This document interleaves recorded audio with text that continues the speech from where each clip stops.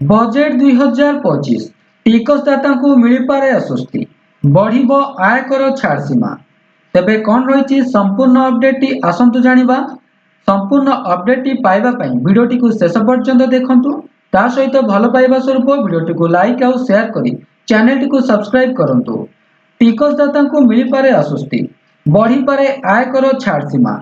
आसंता वर्ष फेब्रुआरी 1 तारिख रे उपस्थापन हेबाकु थिबा बजेट रे कम आय वर्गर टिकसदाता को बड़ आश्वस्ति मिलिबार संभावना रही।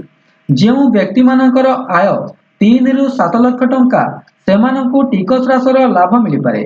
अनेक मीडिया रिपोर्ट अनुसार नुआ बजेट रे अनेक परिवर्तन आनिबा नै सरकार चेष्टा जारी रखिछंती। नुआ व्यवस्था अधीन रे छाड़ सीमा को 3 लाख टंका रु आहुरी अधिक को बढ़ाई पारंती। रिपोर्ट अनुसार निम्न आय वर्गक पई यह लाभदायी हेबो, किंतु उच्च टिकस स्लैब पई कोनोसी परिवर्तन आशा करा जाउ नाही। नुआ सरकार गठन परे जुलाई रे उपस्थापित बजेट रे अर्थमंत्री निर्मला सीतारमण आर्थिक वर्ष 2024-25 पई टिकस व्यवस्था रे टिकसदाता को किछि मात्रा रे आश्वस्ति देथिले।